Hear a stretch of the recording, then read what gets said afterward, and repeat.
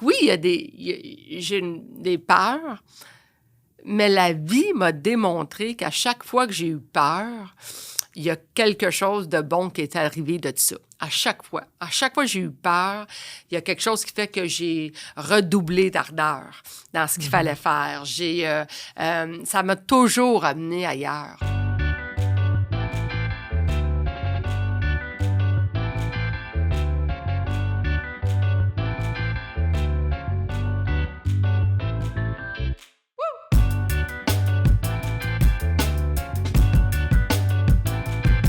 Bienvenue dans le podcast Destination Entrepreneur. Je m'appelle Luce Morin, je suis comptable professionnelle agréée depuis plus de 30 ans. Mon parcours, il m'a amené dans le fond à travailler pour des grandes entreprises prestigieuses comme Deloitte, Reebok, Adidas, le groupe Aldo. Puis par la suite, ça m'a permis, avec cette expérience-là, de partir ma propre entreprise, Active Services comptables et fiscaux, en 2011. Dans le podcast, on va vraiment parler de différents sujets. Je veux vous parler de mes expériences, je vais vous parler d'expertise en finance, en fiscalité.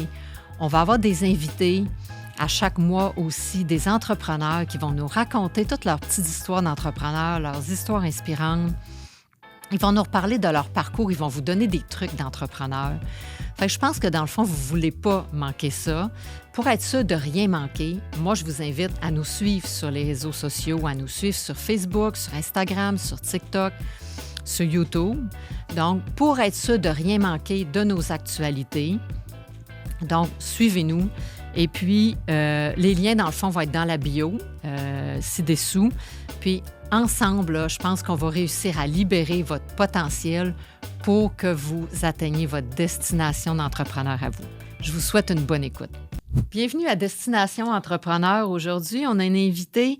Elle est animatrice, conceptrice, productrice, réalisatrice, comédienne, femme d'affaires accomplie et surtout une femme de cœur qui a beaucoup d'engagement social avec la communauté.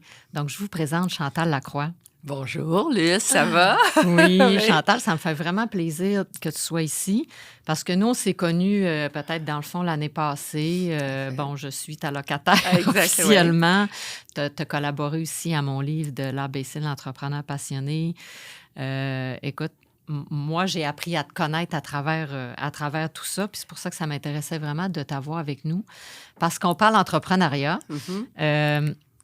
Donc, je gérais mes affaires aussi, il faut le dire. Tu fait le bureau de comptabilité, c'était toi aussi. Non, c'est ça.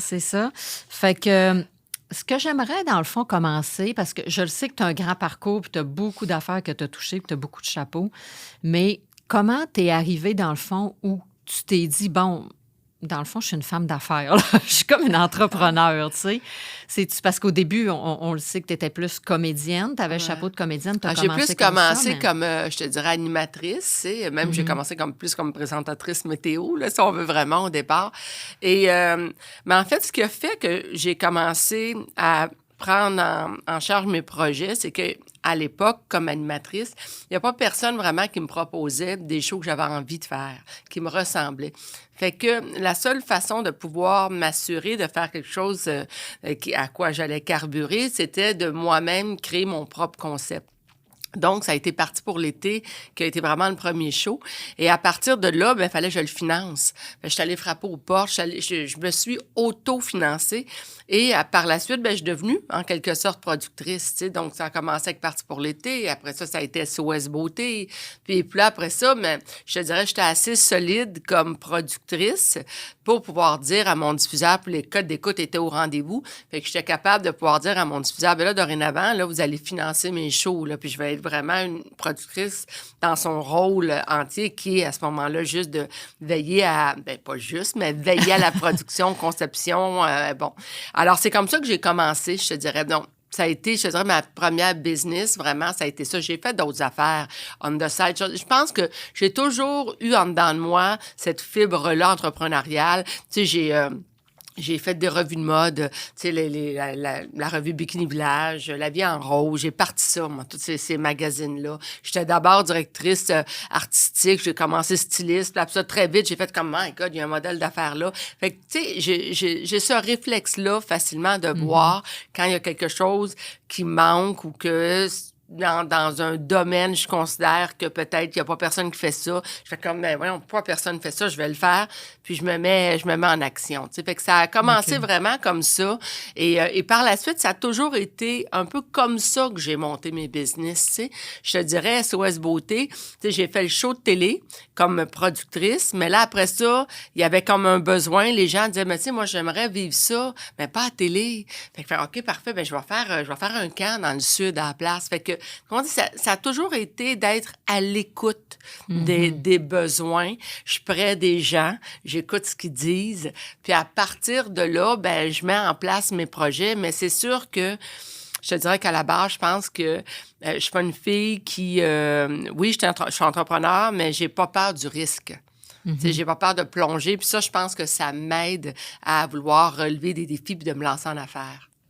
Puis comment tu as choisi tes projets? Tu vas-tu plus y aller en fonction, ça va-tu être payant ou avec ton cœur et la cause? Le cœur. Parce que, je vais te dire une chose, c'est à partir du moment où tu aimes ce que tu fais, tu y mets toute ton énergie, tout ton temps. À un moment donné, ça va finir par être payant. Si tu choisis, ça c'est pour moi, mais si tu choisis en fonction de ça va-tu être payant, et ça ne l'est pas, première embûche, souvent, ben tu t'arrêtes de tomber. Et veux pas, tu n'as pas la même passion, tu n'as pas le même intérêt. Puis moi, en fait, dans ma vie, je veux m'amuser, je veux dire, je veux triper. Et, j'ai pas envie de me lever le matin et de dire « Oh my God, ça me tente pas d'aller travailler. » Non, on passe le 3/4 de notre vie à travailler. Fait qu'on peut essayer de faire quelque chose qu'on aime. Puis je sais que c'est pas... Tu sais, je dis ça, puis il y en a que ça va peut-être venir les chercher parce qu'ils vont dire hey, « Attends une minute, là, j'ai des responsabilités, j'ai des bouches à nourrir, j'ai un loyer à payer. » J'ai tout ça, moi aussi, tu sais. Et puis, il y a des moments que j'ai fait des choses où est-ce que c'était moins, je te dirais, dans mon champ d'intérêt. Tu sais, il y a eu une période, d'ailleurs, je me souviens, quand TQS a fait faillite, j'étais à l'époque, évidemment, productrice de mon émission. J'avais emprunté pour continuer à payer mon staff. J'étais rendue à 1 300 000 de dettes. Et TQS a fait faillite. Fallait que je rembourse cet argent-là, moi, là, tu sais. Fait qu'à ce moment-là, là, j'ai fait plein de travail que j'aime pas faire, là, tu sais. J'ai des affaires que j'ai... Tu sais, la radio, c'est pas quelque chose que j'affectionne nécessairement. Encore moins me lever à 3 heures du matin pour aller faire un morning show. J'ai fait ça, tu sais. Mais même au travers ça, j'essayais d'y trouver mon compte. Puis je te dirais que même, mettons, si j'avais pas... si j'avais une gang extraordinaire, fait ça contribuait beaucoup quand même à alimenter le plaisir. Mais c'est souvent, je veux dire, si tu n'as pas de plaisir à travailler, il faut que tu aies de quoi qui t'anime. Fait que va chercher ton plaisir dans une passion, va chercher ton plaisir dans un hobby, va chercher ton plaisir dans d'autres choses. Mais moi, dans mon cas, mon travail me passionne. Puis mes projets, c'est toujours des projets de cœur. Puis après ça, tant mieux. Ben suis évidemment la possibilité d'en vivre parce que je mets tellement d'énergie. Puis quand il m'arrive une épreuve, quand t'aimes ce que tu fais, t'es tellement plus vite en mode solution parce que t'as juste hâte de recommencer à faire ce que t'aimes faire, tu sais. Fait que c'est pour ça que ça a toujours été les projets de cœur puis ça va toujours l'être. Bien, ça paraît, de toute façon, ça avec tes shows, mais... Fait que si on regarde un peu les étapes de ta carrière, on se comprend qu'il y en a beaucoup, là, je pourrais pas toutes les énumérer, mais je regarde comme c'est ça. En 2008, c'est là qu'est arrivée la faillite de TQS. Oui, tout à fait. Puis tu t'es remonté. Puis après... oui, tranquillement, ça m'a quand même pris 2 ans solides, là. Tu sais, j'ai vendu ma maison. Parce que j'avais même plus moyen de faire les paiements sur ma maison. J'ai vendu ma maison. On a trouvé, avec l'argent qui restait, on s'est trouvé un terrain. On a acheté, on a construit là. Puis au début, je me disais, on construit dans le but de revendre, tu sais. Mais non, la vie a fait que les opportunités se sont pointées. Tu sais, moi, j'ai fait le choix, quand la faillite est arrivée, de payer mon monde. Il y a beaucoup de producteurs qui ont fait faillite, qui n'ont pas payé leur argent. Moi, j'ai fait le choix de payer mon monde, fait le choix d'aller voir les ententes que j'avais avec des entreprises pour leur dire, pour vous mettre de l'eau dans votre bain, baisser ce que je vous dois, réduire, donnez-moi un pourcentage, j'ai payé mon monde. Ben ça a porté fruit. Ouais. Ça a fait qu'il y a des diffuseurs qui ont vu ça. Puis eux autres sont venus me chercher pour me dire « Hey, attends une minute, on va te donner une opportunité, ça te tente-tu de t'en venir à notre antenne? » Tu sais, fait que c'est payant aussi d'être en tout cas, pour moi, je trouve d'être honnête, d'être authentique, de payer ce qu'on doit, tu comprends-tu, d'être loyal aussi. Fait que ça finit toujours, ça revient. Quand on est une bonne personne dans notre fond, ça revient. Exactement. Tu sais pas quand, tu sais pas comment, mais ça te revient. Parce que toi, en plus, qu'on le veuille ou non, tu sais, moi, quand j'ai une épreuve, personne ne le sait. Là, on se comprend. Je peux broyer en boule dans ma chambre une demi-journée. Après ça, c'est réglé. Là. Il n'y a personne qui le sait. Mais toi, tu fais le front page quand même, mettons, du Journal de Montréal dans ce temps-là. Tu sais, ça fait que ça doit être dur à vivre aussi parce que là, tu as tous les yeux des gens, en plus, qui vont porter un jugement puis qui ne connaissent pas toute ton histoire. Ils ne connaissent pas toute l'histoire puis ne savent pas comment c'est arrivé. Mais tu sais quoi, je ne suis pas une fille qui... Moi, je regarde la vie toujours dans le pare-brise, pas dans le rétroviseur. Tu sais, je trouve qu'on n'avance pas nécessairement en regardant tout le temps derrière soi. Fait que c'est tout le temps en avant que je regarde. Puis ça me donne rien. Je me souviens quand j'ai fait le front du Journal de Montréal, et puis tu crois, j'étais, tu sais, la veille, j'étais avec des chums. Puis là, j'ai vu que t'écrivais sous la loi de Lafayette. J'ai fait comme, hey boy, OK, ça veut dire que j'ai plus de show demain matin, j'ai plus rien. Puis là, je me souviens, j'étais avec mes chums de filles, puis on comme, je dis, non, c'est plus rien. Je pense qu'on prend un verre, puis on pense pas à s'asseoir, puis demain matin, tu sais, je verrai. Et puis, et ça reste, mais j'avais, je pense, pas tant pris conscience de toute l'ampleur de ce que ça impliquait, tu sais. Et je me souviens, le lendemain matin, c'est Paul Arcan. Je reçois un appel. Il veut m'interviewer parce que je fais le front du Journal de Montréal. Je n'étais même pas au courant. J'ai attendu 10 minutes, il faut que j'aille chercher mon Journal de Montréal. Je ne sais même pas de quoi vous parler. T'sais. Et je me souviens, sur le coup, les larmes sont montées. Je fais comme, hey, attends une minute, là, je suis endettée là, de 1 300 000 m'a fait comment pour rembourser cet argent-là? Fait que, tu sais, tu pleures, mais moi, ça dure pas longtemps. Mm-hmm. Parce que ça me donne rien d'être dans cet état d'esprit-là. Ça me donne de rien d'être amère, choquée, puis de dire, tu vas me dire pourquoi ça m'arrive à moi? Tu sais, moi qui ai fait de nous suivant, qui a aidé tellement de monde, que, tu sais, pourquoi moi, ça m'arrive? Je mérite pas ça. Ça me donne rien de rester dans cette émotion-là négative, tu sais. Fait que j'ai le réflexe très rapidement de me retrousser les manches, de me dire... C'est quoi le plan B? Comment c'est ça. Au lieu de dire pourquoi ça m'arrive, c'est comment. Comment je fais pour m'en sortir? Puis là, moi, là, je te vois, tu as des papiers, là. Moi, j'écris. J'écris beaucoup. J'écris, OK, c'est quoi les solutions? Qu'est-ce qu'il y a de possible? T'sais, qui peut m'aider? Qui je devrais aller voir? Qui a déjà vécu quelque chose comme moi? Qui pourrait m'aider à m'en sortir? Puis là, j'écris là, vraiment tout. Puis à un moment donné, quand tu écris, souvent, ça t'aide à mettre la lumière dans ce qui t'arrive. T'sais. Tu le vois, ça te permet de le voir puis de dire, OK, voici le next step. Puis, puis parce que après ça, là, toi, tu as fait de la production puis tu avais ta maison de production. Oui. Elle, tu l'as fermée à peu près, je pense. Après, oui, ça fait pas. En fait, je l'ai fermée quand j'ai fait ma série documentaire Maintenant ou jamais. Donc, après 19 ans de ma maison de production, je l'ai fermée. Ouais. C'est pourquoi cette décision-là, dans le fond? Parce que, premièrement, il y a d'autres entreprises que j'avais. Bien, une autre, entre autres, qui était ma collection, la collection Chantal Lacroix. Que j'avais envie de faire grandir. Puis à un moment donné, comme dans toute chose, il faut que tu y mettes du temps si tu veux, évidemment, la faire évoluer puis la faire grandir. Il y avait ça. Et il y avait aussi que ma quête de bien-être, ça a été pour moi un moment de décider qu'est-ce que je voulais de ma deuxième moitié de vie. Tu sais, à force d'être là pour tout le monde, je m'étais beaucoup perdue de vue au fil des années. Ma maison de production, c'était agréable. J'avais une gang extraordinaire. Je pense que c'est ça qui a été plus dur de dire à ma gang que j'arrêtais ça là. C'est ça que j'ai trouvé le plus tough de tout, là. Il y en a beaucoup là-dedans qui sont revenus travailler avec moi dans ma collection, dans d'autres choses. Mais ça m'amenait une charge de stress, un poids sur les épaules. C'est comme si j'avais l'impression que tout dépendait juste de moi. T'sais. Si moi, je me mettais pas en onde, ben il n'y avait pas de show qui se produisait. Puis j'avais envie de prendre un moment pour moi. J'avais envie de moins faire de télé. J'avais envie d'un peu d'intimité. T'sais. Puis la quête de bien-être, ça a été ça. Je le dis, je pense que j'étais tellement dévouée. C'est quoi une quête de bien-être? C'est une quête de bien-être, là, c'est d'arrêter, là, puis de dire, OK, bon, qu'est-ce que je veux pour la suite de ma vie? Puis moi, dans mon cas, j'ai même passé un électroencéphalogramme quantitatif qui a démontré clairement que j'avais une propension à la dépression.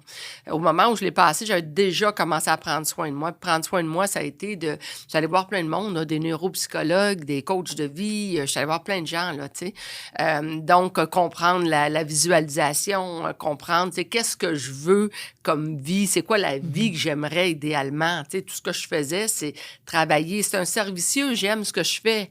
Fait que, tu sais, je fais pas d'autre chose. C'est ça que j'aime faire, tu comprends? Fait que, mais à un moment donné, ça te rattrape, ça, de pas avoir un équilibre dans ta vie. Ouais, de alors, prendre soin de toi puis de faire d'autres choses aussi que le travail qui va te passionner exactement. aussi. Puis t'as beau dire, non, j'ai pas besoin, moi, d'aller jouer au golf. Là, j'ai du plaisir là, à faire ça. Tu sais, puis dès que tu te mets à l'horaire, ben, oups, il arrive un pépin au travail.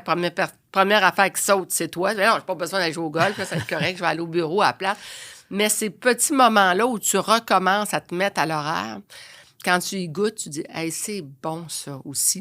Puis ça te fait prendre un recul, puis il y a quelque chose qui fait qu'après ça, tu es beaucoup plus posé pour prendre des décisions, même, je dirais, professionnelles. Tu sais. Fait que ma quête de bien-être, j'ai eu besoin de m'arrêter, j'ai eu besoin de. Puis je réalisais qu'avec cette maison de production-là, on dirait que tout passait juste par moi, il n'y avait comme pas de relève. Tu sais. Fait que. Pour moi, il n'y avait comme pas d'autre issue que de fermer cette boîte-là. Puis je me souviens très bien, là, quand j'ai décidé de la fermer, puis c'était en pleine pandémie, parce que c'était une série documentaire en pleine pandémie. Puis je me souviens, il me reste le dernier épisode, j'ai tout fait toute seule. Je faisais la caméra, le son, je faisais tout parce qu'il n'y avait pas le droit d'avoir personne, tu comprends? Fait que je me gérais mes affaires dans ma petite maison. Puis je me souviens, je décide de fermer ma boîte. Puis là, le lendemain, je dis, OK, il faut que je fasse la conclusion de ma série documentaire. Puis je suis sur le bord de l'eau. Et puis, j'ai plus de job. Je sais pas de quoi je vais vivre. Oui, j'ai la collection Chantal Lacroix, mais je me prenais pas de salaire. Tu sais, c'est partir en business, c'est tu réinvestis tout. Je sais pas de quoi je vais vivre. Mais je suis heureuse. Tu sais, il y a comme un poids qui vient de s'enlever, tu sais. Puis je m'en souviens, là, je suis le bord de l'eau, puis, tu sais, les gens croient ou croient pas, là, mais je me souviens d'avoir dit à voix haute, tu sais, montre-moi la voie. Tu sais, c'est quoi ma mission? C'est quoi je devrais faire? C'est quoi qui se définit pour moi? Tu sais, c'est quoi la suite? Et la série documentaire est rentrée en ondes. Et le premier épisode, j'arrête pas de pleurer, évidemment. C'est là que je découvre que je suis en dépression, finalement. Mon père est en Floride. Il m'a pas vu depuis 6 mois parce qu'on s'est pas vu à cause de la pandémie. Il voit le premier épisode en même temps que tout le monde. Il m'appelle après pour me dire « Mais t'es en dépression! » Je dis « Oui, papa, je le sais, mais je te le dis, continue à suivre la série dans 7 mois. Là, tu vas voir, ça va beaucoup mieux, tu sais. » Et je me souviens, la série rentre en ondes. Les gens ont suivi la série puis ils ont vu mon cheminement. Ils ont vu ce questionnement-là que j'avais, où j'avais le sentiment dans ma vie d'exister, au lieu de juste vivre pleinement ma vie. Tu sais, j'avais l'impression que je suis le pilote automatique. Tu sais, tu te lèves le matin, puis là, let's go, ça part. On va faire du titre. Le soir, tu arrives à la maison, c'est fini, tu te couches, t'es brûlé, il te reste plus d'énergie pour toi. Tu sais. Je me sentais comme un T-bone. Là, tu sais. Tout le monde prend un morceau de viande, puis il te reste plus rien pour te nourrir le soir quand tu te couches. Fait que, tu sais, je me sentais comme ça, puis cette quête-là m'a fait un grand bien dans ma vie. Et là, quand c'est rentré en ondes, puis les gens ont vu le cheminement, tout le monde voulait suivre la même quête de bien-être que moi. Fait que j'ai mis en place mon premier programme web, qui était le programme M. A pour accompagner, I inspirer, M motiver, E enseigner. Et puis là, il y a eu comme au-dessus de 6 000 personnes qui ont décidé de s'inscrire à ça, qui se reconnaissaient dans cette espèce de quête-là, tu sais, où est-ce que des fois, tu as l'impression d'aller à la croisée des chemins, que t'es pas que tu es malheureuse ou malheureux, mais tu n'es pas pleinement heureux, pleinement heureuse, tu sais. Bien, vois-tu, ça a dicté mon autre compagnie. Fait que le moment où j'ai plus rien devant moi, que je fais comme, OK, c'est what's next, où j'ai pris du recul, ben je pense que j'avais pas pris ce recul-là. Ça arrive. Les bonnes je choses l'aurais arrivent pas de vu, toute façon. c'est cette opportunité-là. Puis cette opportunité-là, je l'ai lancée, puis elle m'a fait autant de bien, puis elle a aidé plein de monde. T'sais. Fait que ça a été, je dirais, tous mes projets. Tu sais, quand tu me demandes tantôt, ça part avec l'argent ou ça part toujours avec le cœur. Ça part toujours de quelque chose qui m'arrive dans ma vie, qui me pousse plus loin, tu sais. Dans le fond, on peut parler de ta collection Chantal Lacroix. Dans le fond, elle, tu l'as partie. Comment l'idée est venue? En fait, c'est drôle parce que je ne l'ai pas aujourd'hui, parce que je l'ai donné hier à une petite fille. En fait, c'est que ma mère était en fin de vie et moi, j'étais en plein tournage de Denis au suivant, puis je ne pouvais pas arrêter le tournage parce que le diffuseur ne voulait pas qu'on reporte la diffusion de l'émission. Fait que ma mère, pendant qu'elle était là, moi, j'étais à son chevet à tous les jours. En fin de journée, à tous les jours, j'allais à l'hôpital. Et à un moment donné, j'arrive d'un tournage de Denis au suivant, puis je dis à ma mère, bon, OK, journée un peu rock'n'roll, là, mais on va être ensemble, on va se rappeler plein de beaux moments, puis ça. Et là, ma mère me regarde, puis elle me dit, tu sais, Chantal, tu sais, la santé te fait flotter au-dessus de la réalité. Puis ça, c'est vrai. Quand t'as la santé, la vie va à 100 000 à l'heure, puis tu prends ça pour acquis, tu prends tout pour acquis. Le jour où tu perds, tes priorités viennent de se réaligner. Puis là, ma mère me dit, tu sais, choisis-toi. Parce que si tu te choisis pas, je sais pas qui va le faire à ta place. Fait qu'au décès de ma mère, j'ai fait faire un bracelet sur lequel j'avais fait graver ces 3 mots-là. Je me choisis. Et ce bracelet-là, que je porte toujours d'habitude, tout le temps, je l'ai porté longtemps. Et j'ai commencé à parler de ça en conférence. Et on m'a demandé de faire des conférences, puis je parlais de ça. Et là, tout le monde voulait avoir un bracelet comme le mien. Fait que là, genre, je vais en faire une cinquantaine, là, tu sais, puis je pourrais en donner. Mais là, ça a fait que, tu sais, tout le monde, genre, les gens le voulaient. La plupart d'autres voulaient me l'acheter, etc. Fait que je me suis retrouvée à faire plein de bracelets. Fait que là, ça a été le premier thème. Après ça, dans ma conférence, je lisais un texte que j'avais lu au baptême de ma fille sur la vie. La vie est une chance, saisis-la. La vie est bonheur, mérite-le. La vie est un combat, bats-toi. J'ai lu ça au baptême de ma fille, tu sais. Les gens voulaient le texte. Fait que j'écrivais ça sur une feuille que j'imprimais, puis je donnais au monde. Puis le monde disait, si tu veux, je fasse avec une feuille. Mais quand tu veux, je te donne, tu sais. Fait que Mélanie, qui est avec moi, elle dit, pourquoi tu n'imprimerais pas ça sur un coussin? Ah, je vois, encore une fois, j'en fais 50. Je dis sur ma page Facebook, j'ai fait faire le fameux texte que je dis dans mes conférences, là. S'il y en a qui en veulent, il y en a 49, je vais en garder un pour moi. En moins de 2 minutes, il était tout vendu. Fait ça, c'était comme mon deuxième item, tu sais. Puis après ça, il y a eu ma mère en fin de vie, qui était à une maison de soins palliatifs. Moi, ma mère m'a élevée avec 2 phrases. La première, c'est « Si tu veux que la vie te sourie, donne-lui ta bonne humeur ». Puis la deuxième, c'était « N'attends pas le bonheur, crée-le ». Et elle voulait donner des cadeaux aux gens qui travaillaient à la maison de soins palliatifs. J'ai fait faire un porte-clés, puis j'ai fait graver « N'attends pas le bonheur, crée-le ». Elle était pas généreuse, elle en a donné 98. Pas elle qui payait, c'est moi, tu sais. Fait que, mais je me retrouvais avec comme 3 objets. C'est comme ça qu'à Bujo. Tranquillement, j'ai ajouté des objets souvent de des affaires que moi, je voulais pour moi-même, que je trouvais pas. Fait que là, j'en faisais, au lieu d'en faire un pour moi, puis j'en faisais, mettons, 100. Puis là, tranquillement, à un moment donné, il y a une femme qui est venue me voir, Manon Duguay, qui, elle vendait des signets dans des fleuristes. Puis elle est venue me voir, puis elle a dit, je pourrais acheter des objets de ta collection à un prix à rabais. Moi, je les vendrais, puis je me ferais un peu plus de sous. Fait que je dis, ben oui. Fait qu'elle venait, elle remplissait sa voiture, puis elle faisait le tour du Québec, puis elle vendait ça à différentes places. Puis là, à un moment donné, j'ai fait comme, hey, ça te tente pas de faire ça à temps plein. Fait que je l'ai rentré chez nous. Puis là, c'est comme ça, tranquillement, que ça a grossi. Puis on a eu, à un moment donné, on s'est permis de dire, OK, on fait un salon. J'investis, je fais un salon à Toronto, le Salon du cadeau. Et là, il y a eu une agence de représentation qui nous a vus, qui nous a approchés, puis qui nous a demandé de nous représenter. Puis là, c'est comme ça que je me suis retrouvée finalement à être vendue au-dessus à peu près de 1500 points de vente. Fait que ta distribution a commencé comme ça. Exactement. Puis là, après ça, avant, je me faisais distribuer, tu sais, j'entreposais ailleurs. Là, après ça, j'ai dit, ben là, écoute, si j'entreposais moi-même, tu sais, ça me permettrait de réduire les coûts. Parce que moi, c'est toujours ça. Comment faire pour réduire les coûts? Comment faire pour que le produit se vende le moins cher possible aussi, tu sais, en même temps. Fait que tranquillement, c'est ça que je fais. Tu sais, fait que là, maintenant, j'ai ma propre entrepôt, 10 000 pieds carrés. On est installé à Beaumont, puis je fais la distribution de mes produits via la chantalacroix.com en ligne, mais dans plein de... Parce que tu es dans les gens coutus. Oui, c'est ça. Jean Coutu, plein de pharmacies, boutiques cadeaux aussi, vraiment, là. Puis on a une agence qui nous sert de représentation, finalement. Puis tu trouves ça dur de gérer l'inventaire? Parce que, tu sais, quand tu vas, c'est un défi. Ça a été quelque chose. Parce que, rappelle-toi que c'était une petite entreprise qui, à un moment donné, a pris de l'expansion. Fait que là, on gérait tout ça à mitaine. Nous autres, on faisait nos commandes à mitaine. Tu sais, tout était fait, là, tu sais. Puis là, à un moment donné, il y a quelqu'un qui dit, là, il faudrait que vous commenciez à travailler avec les guns, scanner votre affaire. Puis, hey, écoute, moi, là, je viens pas de cet univers-là. J'ai pas étudié là-dedans. Je connais rien. Même ma directrice générale, c'était une fille qui travaillait avec moi dans ma maison de production. Elle connaît sweet fuck all de ça, tu sais. Fait qu'il a fallu apprendre sur le terrain. Mélanie, qui est ma directrice de marketing, c'est la même chose. Tu sais, moi, j'aime beaucoup m'entourer de gens que j'aime la drive, puis je fais comme, OK, elle dit, moi, je connais pas. Si tu vas apprendre, tu sais, moi, j'ai appris, tu vas apprendre, tu sais. On apprend sur le tas, tu sais. Fait que c'est tout changement, là. C'est quand il a fallu dire, OK, avec l'inventaire, là, on va commencer à cette heure, on va scanner, Hey, au début, là, tout le monde sacrait, là. Tout le monde disait, ça marchait mieux avant, c'était bien moins compliqué avant. Mais c'est ça. Tout changement est difficile.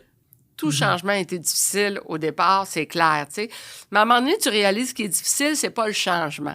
C'est la résistance au changement. Exact. À partir du moment que tu te dis, OK, je comprends pas comment ça marche, c'est laborieux, là, ça me prend un peu plus de temps, mais ça a été prouvé ailleurs là, que ça va nous faire gagner du temps, ça va nous permettre d'éviter des erreurs, de mieux suivre un inventaire, bien, on va le mettre en place. Mais ça prend de la patience, ça prend de l'amour, tu sais, ça prend tu sais, le désir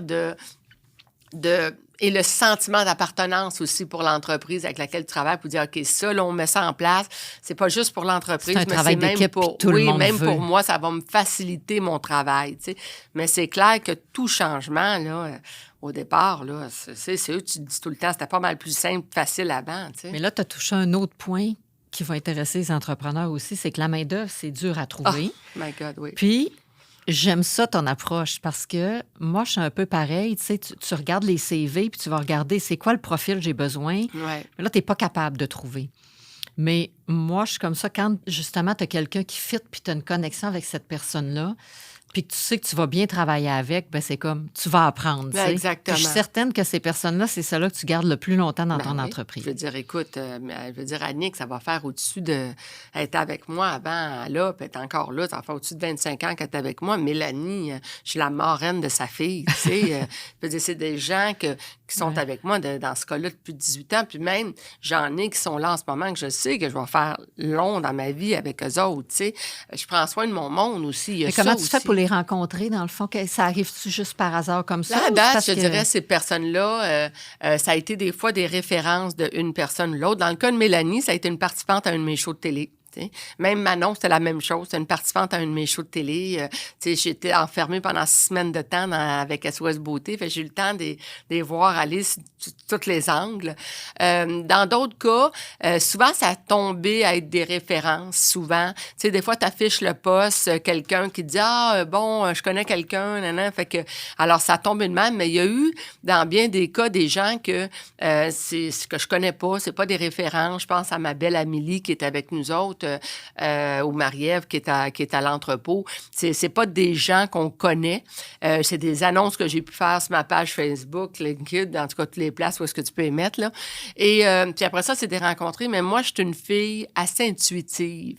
Tu sais, fait que quand la personne est assise en face de moi, je file de quoi ou je file pas. Exact. Et, fait que toi, en entrevue, ça doit pas être long si tu ça, files là, pas à c'est assez personne. vite. C'est assez vite. C'est ça, tu sais. Mais non, je suis assez intuitive. Tu sais, je suis capable de dire que ça va marcher. Puis ça en vient à dire après ça, quand la personne, elle te dit, ben, je me connais pas trop, car, OK, mais as-tu l'ouverture d'esprit d'apprendre, tu sais? Moi, je me dis toujours, c'est-tu un pingouin qui glisse loin? Ah ouais, tu sais. As-tu l'ouverture à apprendre? Es-tu impatiente? Tu sais, est-ce que tu te choques si je te dis, hey, c'est pas de même qu'on fait ça? Ça, c'est très révélateur, tu sais, au niveau de la personnalité, là. Puis après ça, ben, je te dirais que j'ai envie de monde qui a envie de grandir au sein d'une entreprise. Je veux dire, je vieillis, là. Moi, ma relève, là, c'est ma gang, là. Ils savent très bien que c'est eux autres qui vont driver la compagnie, là, tu sais. J'ai envie de ça. J'ai envie de monde qui va grandir avec moi aussi dans mes projets. Mais tu as touché un bon point quand tu as parlé le manque de main-d'œuvre. C'est vraiment difficile aujourd'hui, tu sais. Fait que faut t'essayer de trouver des façons de faire, tu sais, autrement.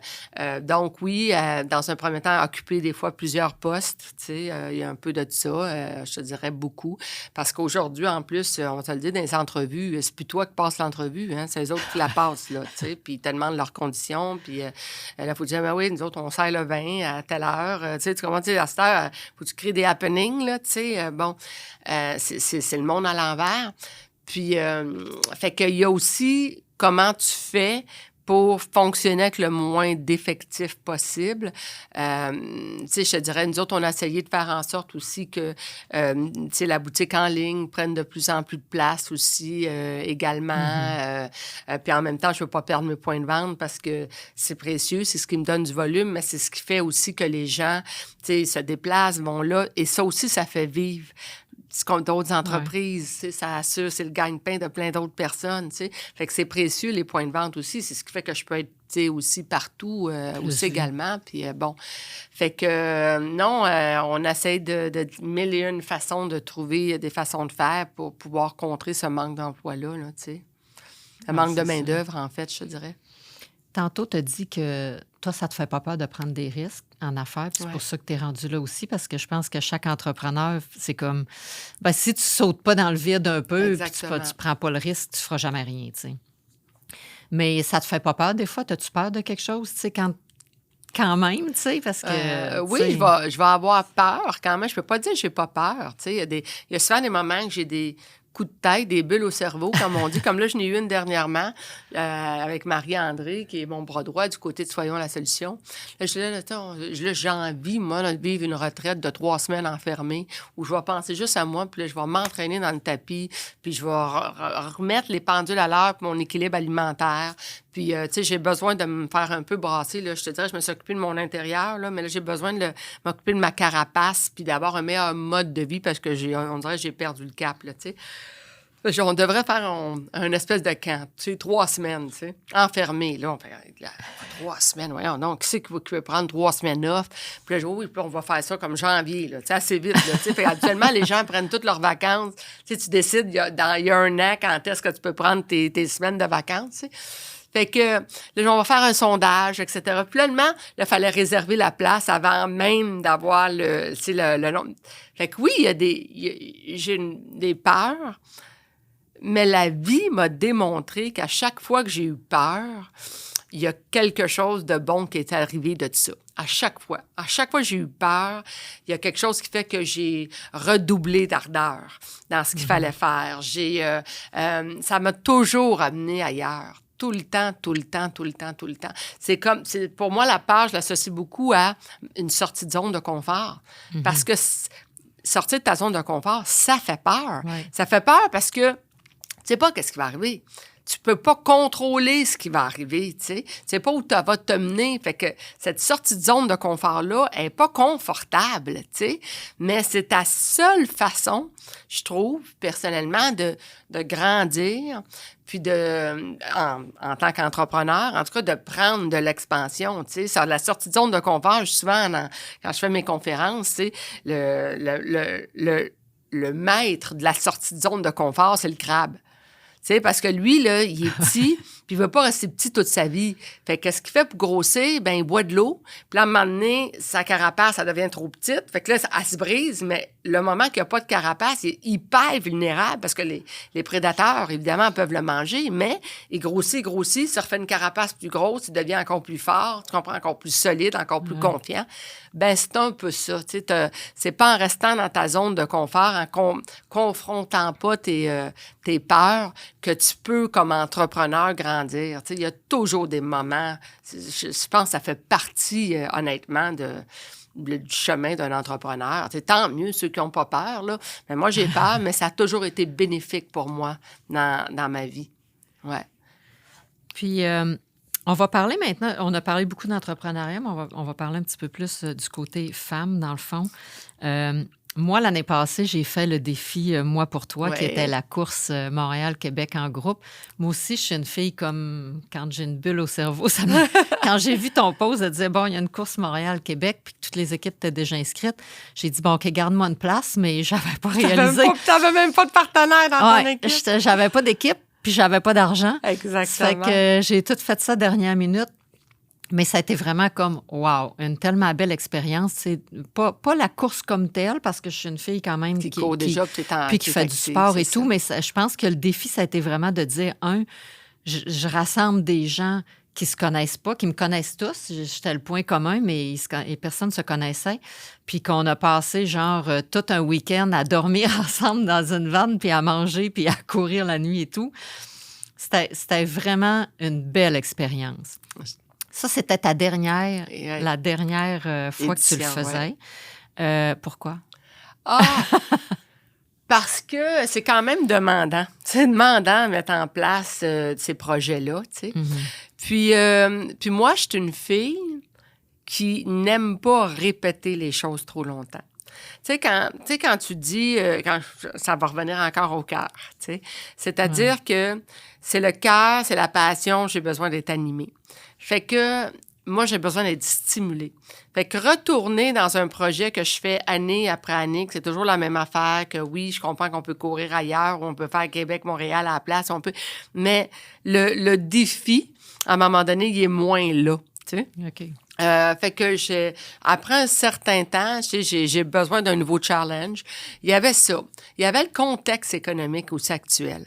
Tu sais, je trouve qu'en ce moment, là, c'est dur pour tout le monde.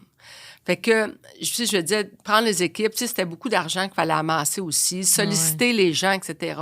Je trouve qu'en ce moment, là, les gens ont besoin d'argent pour eux autres, tu sais, c'est la bouffe, le train de vie, tu sais. Fait que, tu sais, je trouvais que, tu sais, c'était peut-être pas non plus, le défi non plus à ramener, c'est. Fait que, tu sais, comme au même titre que même moi, je te dirais, tu sais, j'ai pris volontairement un recul de la télé, ben j'avais besoin de temps pour moi, j'avais besoin, puis c'est demandant la télé, tu sais, surtout dans mon cas où je me mets à 250 % dedans parce que je suis impliquée productrice, je réalise, je fais tout, tu sais. Pardon. J'avais besoin de temps pour moi, j'avais besoin de me ressourcer. Mais là, vois-tu, je sens le besoin de revenir, tu sais. Parce que je trouve que comme société, en ce moment, on est à la croisée des chemins. Je trouve pas qu'on s'en va dans la bonne direction comme société, tu sais. C'est drôle, pardon, aujourd'hui, j'ai écrit... j'aime ça faire des fois des textes, tu sais, puis je disais, tu sais, on peut tout réussir en aidant les autres à réussir. T'sais. Soyons solidaires, puis c'est toute une société qui va mieux s'emporter. T'sais. Fait que j'ai envie de revenir pour m'impliquer davantage dans la société, faire en sorte que... Pardon, je suis tout seul, je vais prendre ma petite gorgée d'eau dans un instant. Revenir pour... je trouve qu'il y a beaucoup de frustration, de colère dans notre société en ce moment. Je trouve que la planète nous parle à l'heure actuelle. Il va falloir quelque chose. Il va falloir faire quelque chose. Si on veut avoir un meilleur demain, il va falloir être des meilleurs humains. Puis, je me dis, bon, à un moment donné, il y a quelqu'un qui va faire quelque chose. Il y a personne qui fait rien. Fait que là, je fais comme, bon, je suis une personne, là, tu sais, fait que je vais essayer de mettre en place quelque chose, moi, de mon bar. On verra ce que ça va donner, mais je peux pas rien faire. J'ai une petite cocotte qui a 12 ans, qui arrête pas de me dire, tabarouette, vous êtes en train de nous laisser toute une planète, vous autres. Hein? Tu sais, c'est du haut de ses 12 ans. Elle veut travailler à l'ONU parce qu'elle veut faire bouger les choses. Tu sais, fait que, tu sais, ça me parle, là. Je fais comme, il faut que j'essaie comme maman. Il y a mon rôle auprès d'elle, mais il y a le rôle pour elle et sa génération. Fait j'ai envie de faire ça, là, je te dirais. Fait qu'à un moment donné, quand tu as envie de nouveaux projets, ben tu peux pas être partout en même temps, là, tu sais. Fait que pas t'en laisses tomber, tu sais. Fait que je te dirais, c'est un ensemble de facteurs comme ça qui ont fait que je me suis dit, bon, ben là, je pense qu'il est temps que je passe à d'autres choses, tu sais. Puis là, t'en as parti un CSOS Beauté. Dans le fond, lui, tu le faisais à l'écran. Là, c'est ça que tu as reparti dernièrement? Oui, mais ça, c'est 3 semaines. OK. Oui, ça, c'est seulement 3 semaines. Puis là, on va en faire probablement un deuxième parce que ça s'est rempli en moins de 24 heures, tu sais. OK. Fait qu'on va en faire un deuxième camp plus tard dans l'année quand je vais trouver un moment, là, parce que je vais être là, je vais être du projet. C'est-tu le même projet que tu me parlais tantôt en janvier, 3 semaines renfermées? Oui, okay. C'est ça. SOS Beauté, en fait, c'est qu'il y a eu un show de télé que j'ai déjà fait à l'époque avec 6 femmes. Je l'ai fait 2 ans de temps parce que, encore une fois, mes shows de télé, ça ne dure jamais plus que 2 saisons, 3 saisons. J'ai besoin de me renouveler, j'ai besoin de ça. Et on était donc enfermés pendant 6 semaines, on pensait à soi, tu sais, c'était ça.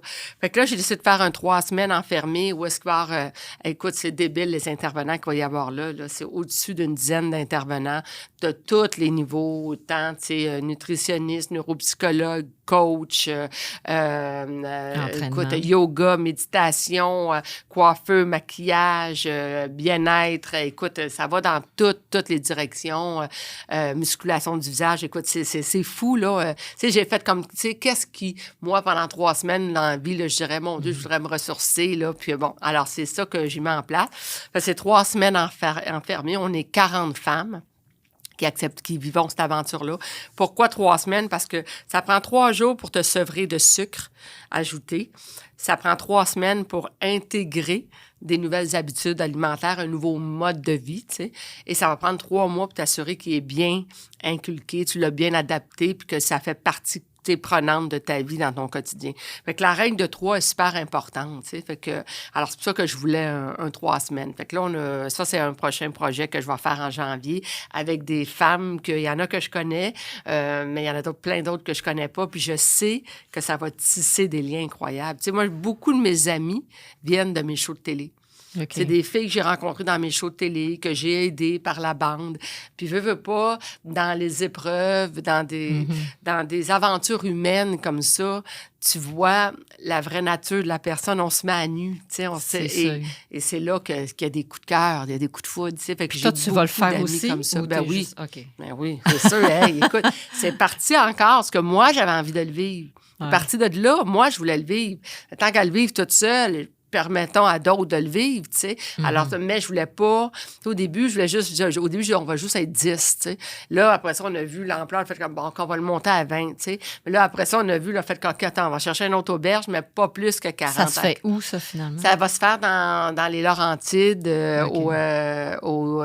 domaine, mon Dieu, le couvent à Valmorin. Fait qu'on fait ça là, ouais.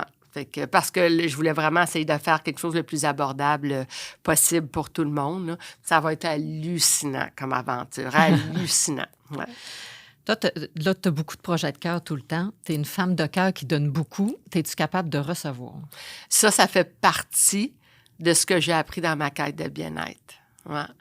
J'avais souvent le réflexe de redonner vite, même pas capable même de prendre le compliment, là, tu sais. C'est beau ce que tu as. Ah, mon Dieu, c'est beau ce que tu as. Non, c'est une vieille affaire, je t'achète ça en spécial, t'es bien fine, là, mais je fais ça 10,99. Tu sais, même pas capable de recevoir le compliment, là aussi, là. Fait que pas capable aussi de demander de l'aide. J'avais bien de misère avec ça. Tu sais, même si tu reçois la visite, là, tu sais, je vais t'aider à mettre la table. Non, c'est correct, je vais le faire. Bon, même pas capable de ça, tu sais. Je te dirais que le mythe de la superwoman, là, tu sais, ça m'a rentré dedans solide à 54, là, tu sais, quand à un moment donné, j'ai dit, OK, là, faut que ma vie change, là, tu sais, faut que... puis c'est plate parce que, tu sais, même pas demander de l'aide, il y a une frustration qui s'installe. Tu sais, t'es là, ils ne voyaient pas, que je rush comme une maudite folle là, pendant que je prépare le souper. Là, tu comprends? Puis après ça, tu t'assois et tu dis, ah, j'ai pas eu d'aide aujourd'hui. Puis t'es comme, ben, mais t'avais juste à me le demander. Ben là, c'était évident là, que, tu sais. Donc, à un moment donné, j'ai appris dans ma quête de bien-être. Puis ça, vois-tu, je vais essayer de me trouver quelqu'un qui venait parler de ça pendant les 3 semaines. On a de la misère à demander. Mais même au niveau entrepreneurial, tu sais, je me souviens quand j'ai commencé, là, j'avais appelé Caroline Néron. Je la connaissais même pas. Puis j'ai dit, je pourrais-tu aller m'asseoir avec toi? J'aimerais ça te parler, puis j'ai des questions pour toi, puis j'aimerais savoir. Tu sais, des fois, de t'entourer, d'aller chercher de l'aide. Je regarde ce que tu fais, toi, déjà ce que t'offres. Tu comprends, c'est des informations, un contenu incroyable, de ne pas avoir peur de demander de l'aide. Tu sais, ça ne fait pas que tu as l'air d'une incompétente. Ça ne fait pas que tu as l'air d'une fille qui n'est pas capable de recevoir le monde. Tu comprends? Au contraire, ça fait juste que tu vas être encore plus là pour ce que tu as à faire. Tu sais. Fait que j'ai appris à demander de l'aide. J'ai appris à apprendre quand tu as un compliment, à dire merci. 1, 2... parfait. Là, ça va passer de dire c'est hashtag spécial. Tu comprends-tu? Fait que j'apprends ça, j'apprends, mais j'en ai encore à apprendre. Mais je ne sais pas si ça vient de où, tu sais, nos parents ou l'éducation, je ne sais pas, là, mais tu sais, j'apprends On a toujours du travail à faire de toute façon sur nous. L'important, c'est de le réaliser pour essayer justement de travailler sur nous-mêmes puis ça va être ça jusqu'à notre dernier souffle. Exactement. Là, je le sais, ben tu sais, on avance, on est toutes les deux pas loin du même âge quand même, là, mais... Qui est 40. C'est ça. Non, mais j'ai tellement pas de mal, j'assume tellement mon âge, là, ça vient. Mais, ben c'est sûr que, tu sais, comme, t'as-tu un vision board ou, tu sais, une vision, parce que t'as dit tantôt que tu voulais pas léguer ton entreprise, mais que tu sais que tu veux ralentir, puis que tu veux que les gens t'aient de la relève aussi pour ton entreprise, ton bébé et tout, bon... Mais là, toi, tu te vois où? T'es-tu genre à regarder, bon, OK, day to day, la prochaine année, le prochain 5 ans, ou tu regardes, c'est ça, un peu un ensemble Ça, de c'est où je quelque veux chose, m'en aller, vois-tu, que j'apprends à faire, tu sais.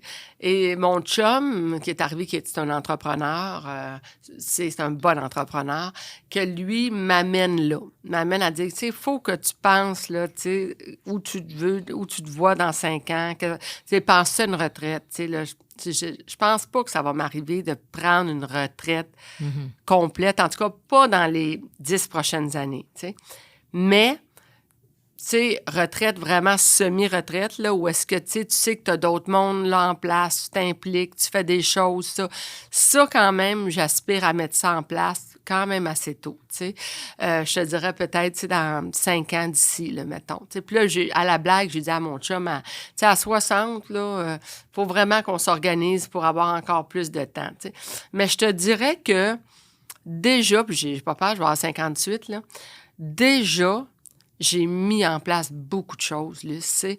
Moi, ma quête de bien-être, là, m'a amené à réaliser, et la pandémie, beaucoup, m'a fait réaliser que, sais-tu quoi?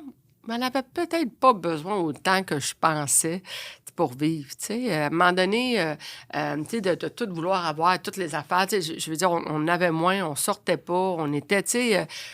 je fonctionnais, j'étais heureuse, puis j'ai réalisé que mon bonheur n'était pas dans mon matériel, mais tu comprends-tu, dans moi, dans ce qui m'allume, dans quoi je carbure, etc., tu sais. Fait que ça m'a amené beaucoup à redéfinir des choses dans ma vie, dans mon mode de vie, tu sais, beaucoup. Apprendre à moins dépenser aussi. Je suis une impulsive, beaucoup. Apprendre à moins dépenser, apprendre, j'en ai-tu vraiment besoin, revoir les choses, tu sais. Fait que ça a fait que j'ai comme moins besoin. Peut-être, tu sais, le fait, tu sais, ma maison est passée au feu. Tu sais, j'ai perdu des affaires, tu sais, beaucoup de matériel. Puis là, c'est comme, ben, je n'ai plus, j'étais capable de vivre sans, tu sais. Je me suis retrouvée dans un petit condo, mais un petit condo solide. C'était bien correct parce qu'il n'y avait pas de place pour pas tellement plus que 5 blouses, 5 paires de pantalons, 5, tu comprends? Fait que j'avais pas de place, tu sais. Fait que j'ai appris à vivre avec moins. Puis j'étais pas moins heureuse, tu comprends? Fait que ça m'a amené beaucoup à redéfinir les choses. Fait que je te dirais que mon monde que j'ai en place est extraordinaire. C'est des gens qui sont capables d'initiative, qui veulent en prendre. Puis j'ai compris que la liberté vient avec aussi, c'est peut-être pas tout à fait de la façon que tu voudrais le faire, mais tu as une liberté. Ouais. Ça me permet d'être moins là. T'sais. Fait que il y a beaucoup de lâcher prise, tu sais, de te superviser, t'es là, mais il y a de lâcher prise, de laisser tu comprends-tu, les règnes aux autres. Ce qui fait que moi, déjà là, j'ai beaucoup plus de temps que j'avais pour moi. Tu sais, je suis Puis qu'est-ce des que tu fais escapades. c'est ça, qu'est-ce que tu fais de ce temps-là? C'est quoi tes passions? C'est quoi tu veux faire de ton temps-là? Écoute, je joue au golf, tu sais, bon, puis on devrait pas, mais je voyage, tu sais, j'ai envie, et puis tu sais, on s'est permis, on a décidé de s'acheter une petite place en Floride, fait qu'on y va, tu sais, on va là, on va là, fait que là, ça me permet plus facilement de jouer au golf là-bas, moins être dérangée parce que je suis partie, puis tout ça, tu sais, jouer au tennis, tu sais, faire du sport, faire de la marche. Moi, la marche, là, c'est quelque chose que je faisais pas dans ma vie. Aller marcher en forêt, je faisais pas ça. Okay. Ça, j'ai découvert ça pendant ma quête de bien-être parce que, d'ailleurs, tu sais, ma neuropsychologue, quand on avait découvert que j'avais une propension à la dépression, elle m'avait dit, OK, je vais te donner un médicament, là, prends-le en note, là, puis c'est bien important que tu prennes ça à tous les jours. Puis ce médicament-là s'appelle, puis je vais te le donner là, pour les gens, peut-être, il s'appelle Bouge. Bouge. 150 minutes par semaine minimum. Pourquoi? Parce que ça libère des endorphines, qui est l'hormone du bonheur. Puis si tu peux aller faire ça même en forêt, bien, ça a été prouvé scientifiquement que c'est encore l'impact et les bienfaits sont encore plus grands. Fait que juste d'aller marcher en forêt, je prenais pas le temps de faire ça. Tu sais, c'est des pacotilles, là, tu sais, mais ça a l'air superficiel, mais my God, que ça a changé tellement de choses dans ma vie, là. Tellement de choses, tu sais. Fait que c'est des choses toutes simples comme ça, tu sais. Que tu n'as jamais le temps quand tu travailles, c'est ça, 60 heures. Que tu fais pas, là, tu sais, que je fais pas. Tu sais, m'installer puis prendre le temps vraiment de regarder un coucher de soleil, là, tu sais. Je faisais, oh mon Dieu, c'est beau, t'en prendre la photo. Tu comprends? C'est à peu près ça que tu fais, là, tu sais. Mais t'installer et dire, OK, il est vraiment beau, là. On s'installe, on parle pas, on fait juste contempler. Fait que, tu sais, ça peut... T'installer devant un coucher de soleil, ça peut prendre une bonne heure, là. Tu comprends? Quand tu te dis que tu prends le temps, là, tu sais. Fait que c'est des affaires comme ça, tu sais, faire du vélo, tu sais, qu'on va faire plus des fois quand on est arrêté, là, puis que j'ai le temps de faire. Fait que je te dirais beaucoup ça, tu sais. Puis c'est bon. C'est vraiment bon. Fait que ça veut dire que les projets d'entreprise, ben là, comme tu en as déjà beaucoup, tu vas continuer, mais il faut que tu en prennes un peu moins. Ou que tu en prennes, effectivement, ton équipe va les prendre en charge, puis toi, tu vas pouvoir... Parce que des idées, j'en ai plein. Ouais, il y en a beaucoup. Je te dirais, en fait, je te dirais où je suis rendue à 58, je commence un petit peu plus souvent à dire la phrase « ça sera peut-être pas dans cette vie-ci ». Tu sais, il y a des affaires que j'ai envie des fois, j'ai des idées, j'ai des projets. Puis là, des fois, je me dis, OK, ça sera peut-être pas dans cette vie-ci, tu sais, mettons, tu sais. Fait qu'il y en a, je laisse tomber, tu sais. Mais tu sais, il y en a d'autres que je prends. Tu sais, je veux dire, j'ai décidé d'embarquer avec une gang comme actionnaire au Château Bromont. Tu sais, au Château Bromont, le golf, j'avais envie de ça. Moi, j'aime faire des événements. Je dis, oh my God, ça pourrait être une place où je pourrais faire des affaires, tu sais. Là, pour l'instant, je suis plus actionnaire silencieuse, tu sais, mais éventuellement, c'est peut-être quelque chose, comprends-tu, pour ma retraite, mes vieux jours, que je vais aimer faire. Tu sais, j'aime le monde. J'aime le monde.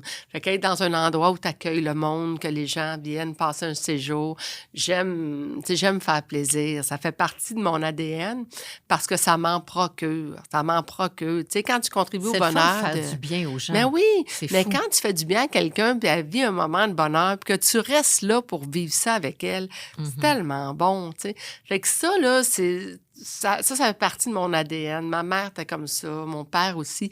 Puis ça, je veux continuer à être ça, avec la différence de ne pas me perdre de vue comme être humain, tu sais.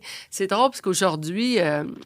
tu sais, je m'en venais, puis il y a quelqu'un qui a commenté quelque chose sur mon statut Facebook, tu sais. C'était Chantal Lacroix, femme de cœur ou femme d'argent.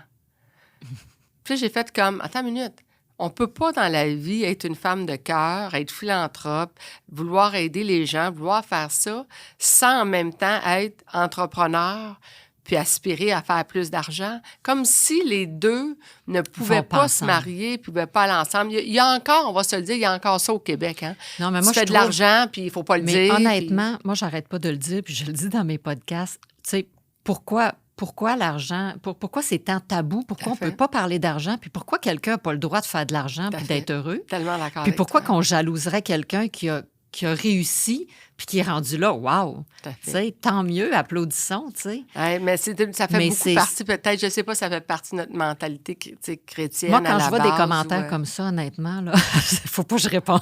Je suis pas capable. J'ai répondu gentiment en expliquant que, tu sais, aussi, le fait d'être entrepreneur permet à 10 personnes dans mon équipe de bien gagner leur vie. Fait qu'il y a de ça aussi. Et les deux, pour moi, tu sais, moi aussi, j'ai un loyer à payer. Moi aussi, j'ai des bouches à nourrir, tu sais. Puis pourquoi que tu peux pas être philanthrope, femme de cœur, puis, tu sais, aider ton prochain, puis en même temps, être entrepreneur, puis aspirer à faire de l'argent, tu sais. Je veux dire, au contraire, tu sais, ce que j'ai envie, vois-tu, un projet sur lequel je suis en train de... J'ai envie de devenir... Puis je pense pas que ça existe, mais en tout cas, c'est quelque chose que j'ai envie de faire. J'ai envie de devenir une courtière philanthropique. C'est-à-dire que ça, c'est une autre affaire. Tu sais, des fois, les gens vont dire que la compagnie, elle donne de l'argent pour se faire bonne conscience. Hey, attends une minute, là. Elle peut ne pas en donner aussi de l'argent, tu comprends? Fait qu'en quelque part, ça, j'ai envie de ça aussi un peu plus. Tu comprends? Mettre en lumière les compagnies qui se permettent de faire des dons, des fois, de 1 million, qui passent sous l'anonymat. Peut-être que si on voyait un peu plus...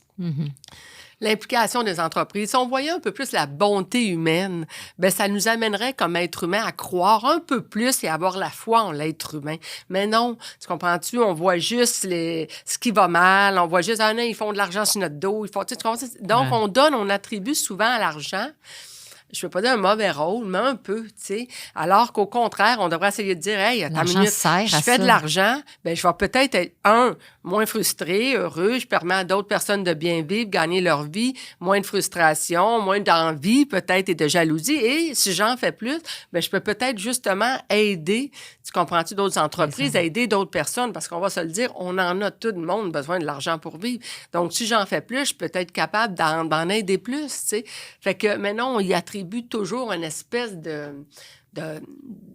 rôle de malsain, je trouve. C'est ça. Je trouve ça très dommage. Alors qu'aux États-Unis, au contraire, ça dit le salaire, puis on les envie, puis on les fait comme wow, puis on a tout. Mais je ne sais pas si ça vient de notre éducation, mais longtemps, moi-même, tu sais, si je faisais tu sais, je le disais pas, puis je disais, non, tu dis pas comment tu gagnes dans la vie, voyons, non, tu fais pas ça, tu sais, alors qu'au contraire, tu sais, moi, mon cercle d'amis, là, on se parle, là, hey, ça, là, tu sais, tu penses que je pourrais demander ça? Mais oui, mais puis arrête d'avoir peur de demander plus, tu sais, au contraire, on s'entraide. C'est important parce que dans le fond, tu sais, on jase, puis on jase de n'importe quel sujet. Ouais. Puis quand on arrive avec une amie ou en gang, pourquoi on parlerait pas de finances? Tout à fait. Moi, c'est ça que j'essaie de faire aussi, tu sais, dans mes podcasts. C'est comme démystifier un peu tout le tabou financier puis le tabou argent. Pourquoi tu ne demandes pas comment tu fais à l'autre, puis la fille, puis le gars, puis pour voir, c'est correct, moi, ce que l'entreprise m'a offert? C'est-tu ma valeur? Ça fait juste aider ton cheminement financier aussi. Tout à fait. Puis il y a aussi, je pense, le regard qu'on a nous-mêmes face à l'argent. Tu sais, je vais te partager quelque chose. Tu sais, moi, j'ai eu beaucoup d'épreuves financières, hein, tu sais, puis j'en parlais d'ailleurs dans ton livre, là. Très bon livre, en passant, vous pouvez l'acheter. Surtout si vous aspirez à être entrepreneur ou partir une petite business ou peu importe, ou vous manquez de guts pour le faire, tu sais. J'ai eu beaucoup d'épreuves, tu sais, financières. Tu sais, quand j'ai lancé Parti pour l'été, ma première année, j'ai fait un salaire de moins 42 000. Quand SOS Beauté, ça a été moins 72 000. Après ça, j'ai parti ma maison d'édition, ça a été moins 400 000. Pas parce que je gérais mal mes affaires, parce que souvent, l'épreuve ou le pépin venait de l'extérieur, quelque chose que je n'aurais pas pu contrôler. La faillite de TQS, 1 300 000, tu sais. J'en ai eu en tabarouette des épreuves financières où à chaque fois, il fallait que je me relève, là, tu sais. Puis, je disais toujours en entrevue, partout, tu sais, à chaque fois, moi, j'aime tellement ce que je fais que je payerais pour le faire. Bon, s'entend-tu que j'ai payé en Saint-Simonac pour faire ce que j'aime faire, tu sais? Fait que, il y a aussi le discours qu'on tient. Il y a beaucoup de gens, des fois, qui vont dire que hey, je t'ai écœuré de manquer d'argent, je t'ai écœuré d'esprit, c'est toujours difficile les fins de mois, maudit argent, maudit... Bien, le regard qu'on porte et le rôle qu'on y attribue, ça aussi, tu comprends-tu, ça vient à un moment donné par teinter ta relation avec l'argent, alors que si tu te permets de l'accueillir, d'être abondance, de voir les bienfaits qu'il peut avoir au lieu de juste être négatif par rapport à ce qui t'empêche d'avoir, par rapport à l'envie que tu peux avoir face à ceux qui l'ont. Ça aussi, je pense que ça fait partie sûrement de la visualisation que moi, j'ai appris sur le tard, là, parce que pour moi, je suis une rationnelle dans la vie, fait que c'était pas palpable, tout ça. Mais ça aussi, ça vient aussi, je pense, beaucoup installer quelque chose de différent comme perception. Définitivement. J'aime ton discours. On s'entend là-dessus. Chantal, c'était vraiment le fun de te recevoir. Je ne sais même pas comment ça fait de temps, mais je suis contente que tu aies pris le temps parce que je sais que tu es bien occupée. C'est à moindre des choses. On va finir avec une dernière question. J'aimerais ça que tu dises aux gens, aux entrepreneurs qui veulent comme se partir en affaires ou qui ne savent pas trop et qui ont peur. C'est quoi le conseil, un ou des conseils, peu importe, que toi, tu donnerais à ces gens-là, leur truc à mettre dans leur valise pour atteindre vraiment leur destination? Bien, tu sais, moi, quand je te disais tantôt, j'écris tout. T'sais, je vais tout écrire. T'sais. Fait qu'à partir du moment où tu as un rêve, tu as un souhait, c'est quoi ta démarche pour l'atteindre? T'sais? Donc, et de tout mettre. Tout mettre. T'sais. Donc, ça coûterait combien?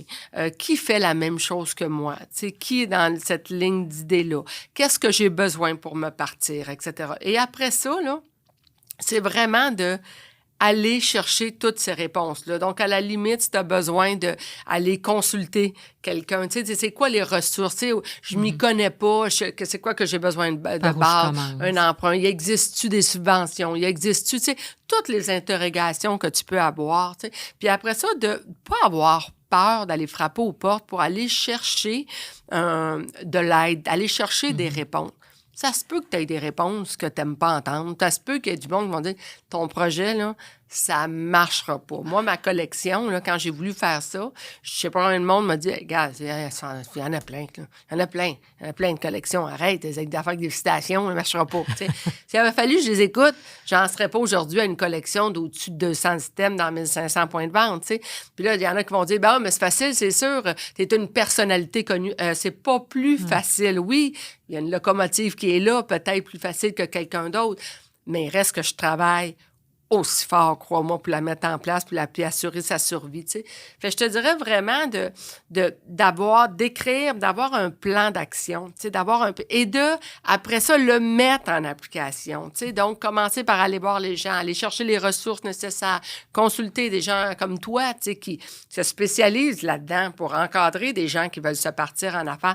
C'est un input qui est important à avoir. Puis ça te permet après ça d'avoir le big picture, tu sais, puis ça te permet d'être un peu plus solide pour te lancer en affaires. Ça a été prouvé qu'un homme qui se lance en affaires a besoin de 30 où est-ce qu'il dit bon, ça répond pas mal à mes affaires, 30 de mes réponses sont répondues, là, je me passe une femme, là, ça a besoin de 80 80 OK, là, je sais où je m'en vais, j'ai mon argent, j'ai peut-être pas avoir peur de descendre un petit peu le 80 puis essayer d'oser, puis de ramener ça à du 60, peut-être dire, OK, je plonge, tu sais. Mais je te dirais d'écrire, puis d'avoir le plus de réponses aux interrogations puis aux questions qu'on a, tu sais. Puis après ça, d'avoir le courage d'oser. C'est bon, ça. Bien, merci beaucoup, Chantal, vraiment. Merci à toi. Puis bonne continuité dans ton podcast, qui a sa place, soit dit en passant. Merci beaucoup. Ouais. Merci.